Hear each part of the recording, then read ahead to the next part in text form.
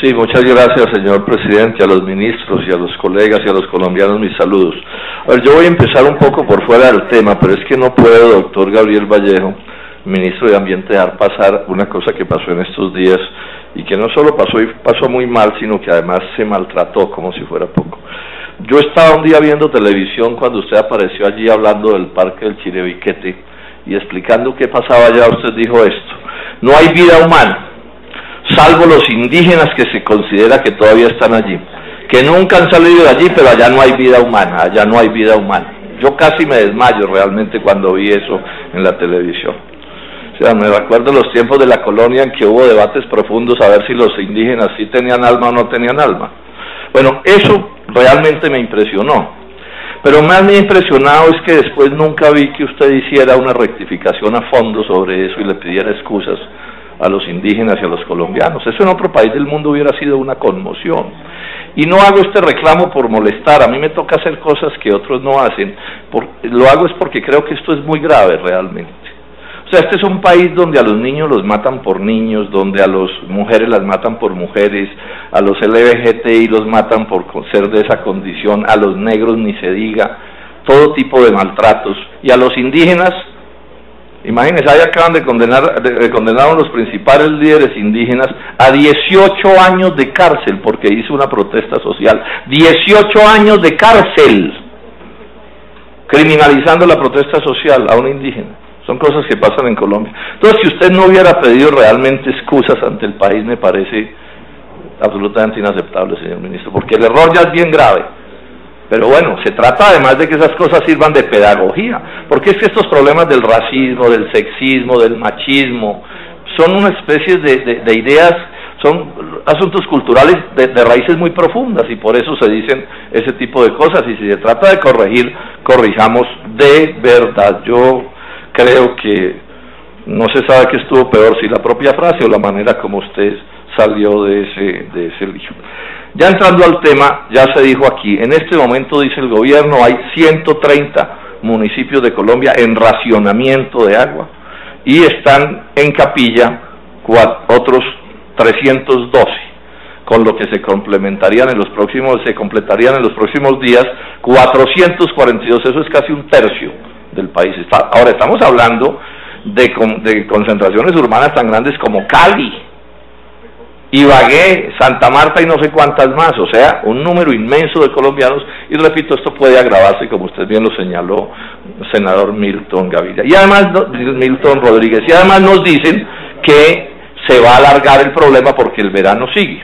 Entonces aquí empieza una discusión, bueno, ¿quiénes son los responsables o qué son los responsables de estas cosas? Entonces aquí nos dicen, no, es que el verano, el fenómeno del Niño, eso no es el verano y el fenómeno del Niño, esto tiene otras causas, porque es que los veranos y los inviernos son tan fijos como la muerte.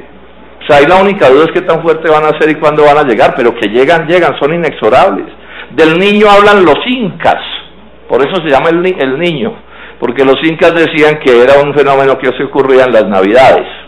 Y entonces ahora aquí nos sorprendemos porque llegó el Niño y hacen ruido y que el calentamiento global, no, ese no es definitivamente el problema y esa es mi tesis y es lo que voy a sustentar en este momento. Colombia es una potencia hídrica, ustedes lo saben, señores ministros. Aquí hay agua en abundancia. Colombia es uno de los países más ricos en agua en el mundo, no solo en aguas superficiales, sino en aguas subterráneas, de las cuales en Colombia no se habla nada. Demos este dato: las aguas subterráneas pueden ser, dice la Universidad Nacional, la misma cantidad que las aguas que vemos, que las superficiales, o sea, que imaginémonos cuánta agua subterránea hay en un país como Colombia. Y hay países del mundo que es de eso de lo que viven. En Estados Unidos, por ejemplo, la mitad del consumo nacional son aguas subterráneas. O sea que aquí nadie puede decir que no haya aguas. ¿Cuál es el problema? ¿Por qué cuando llegan los veranos se colapsan los servicios de agua? Porque es que aquí no hay ninguna política de prevención. O sea, aquí parecemos estar en los días, ahí sí, de las comunidades indígenas precolombinas. Tantas cosas que un país puede hacer, no se hacen. Cero prevención, es el desdén más grande que uno pueda imaginarse en esto. Veamos algunos detalles técnicos sobre este asunto. Primero, no se almacena el agua que cae en los inviernos. Entonces los inviernos hacen destrozos pavorosos, porque aquí Un año es por el verano y otro año es por el invierno, y el análisis que le estoy haciendo al verano se lo podríamos hacer al invierno. Primero, no hay reservorios, o sea, no hay una manera en Colombia adecuada de almacenar las aguas de las lluvias para después utilizarlas en los tiempos de verano, que es una cosa absolutamente elemental, la vieja fábula de la ardilla que debe guardar sus alimentos del tiempo del verano y del otoño para los tiempos del invierno. Y no los hay de las dos maneras que tendría que haber esos reservorios.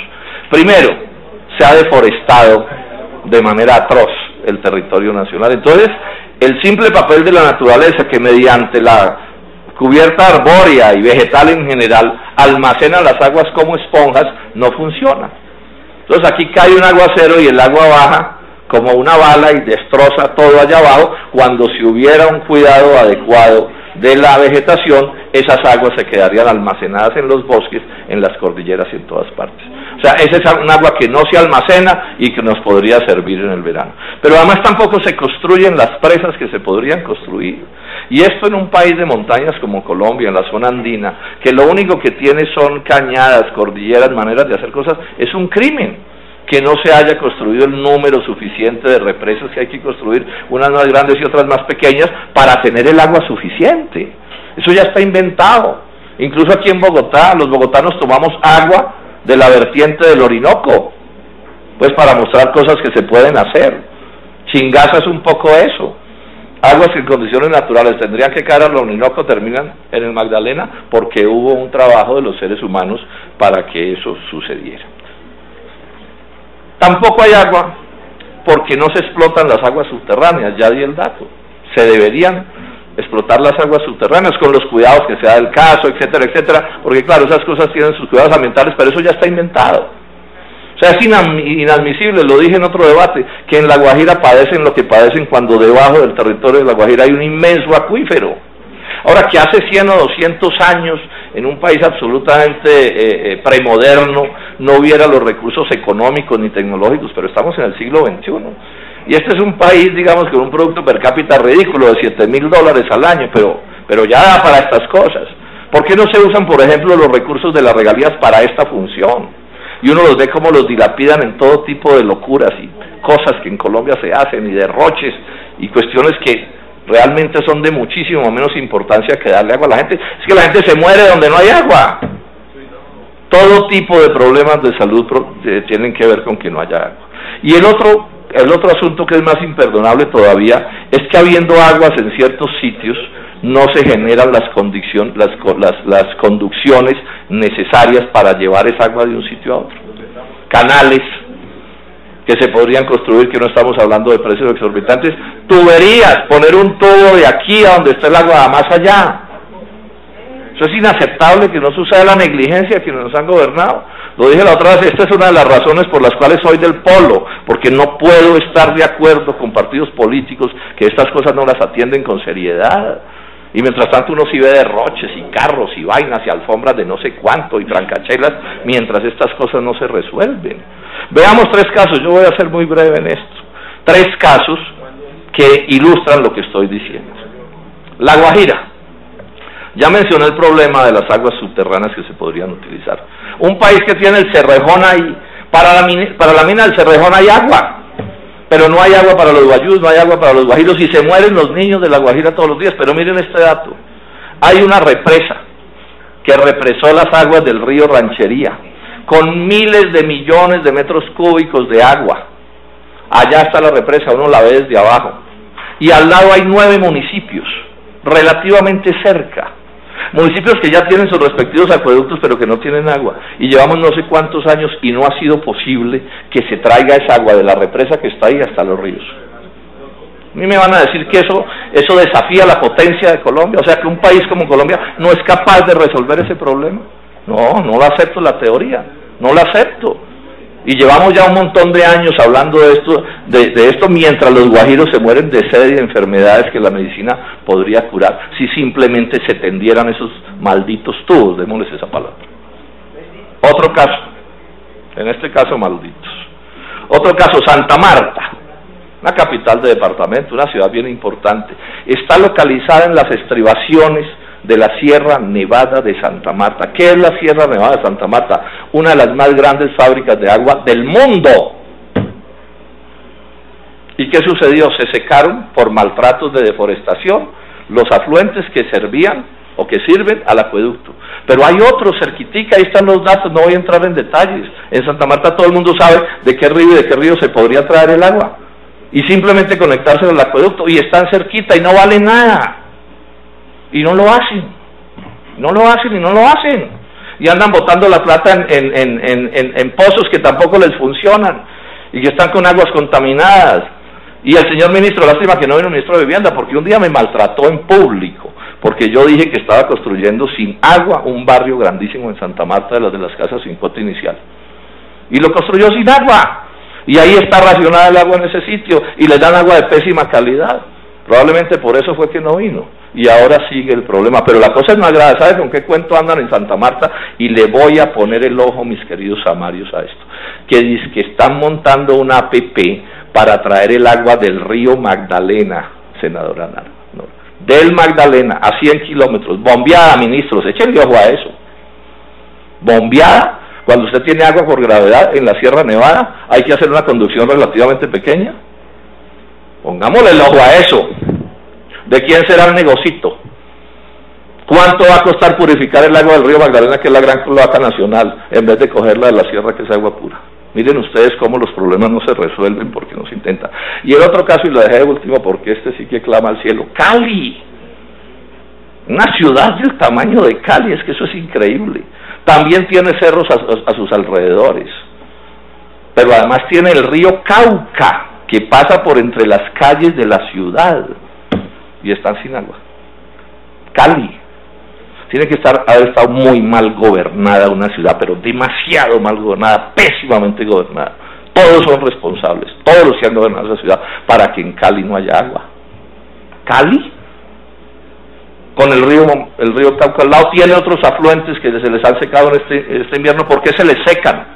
¿Por qué no hacen las reforestaciones? Y aquí yo menciono el caso de Manizales. En Manizales no ha habido problemas graves de agua porque ha habido derrumbes, se ha roto las tuberías y esto, pero reconozcamos a los manizaleños un acierto. Desde 1920 empezaron a comprar las montañas por donde bajaban las conducciones de agua natural a Manizales, y se tiene en Manizales una de las mejores aguas del país.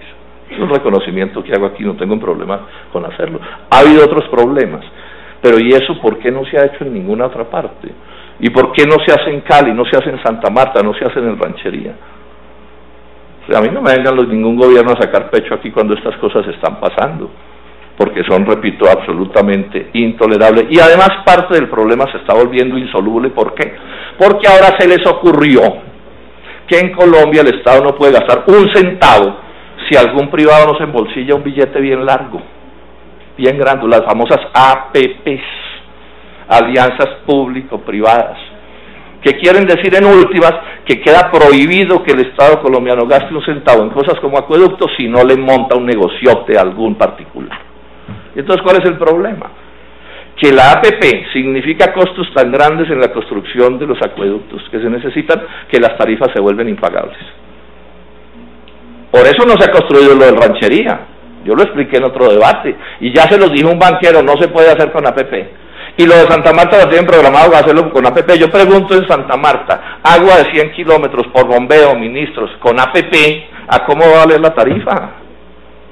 No, pongámosle seriedad a esto. Yo sé que estamos en una economía de mercado y que hacen negocios y que ganan plata, pero esto tiene que tener los límites que tienen que ver con la vida de los seres humanos, con el agua de los niños, de las mujeres, de los ancianos y de todo el mundo.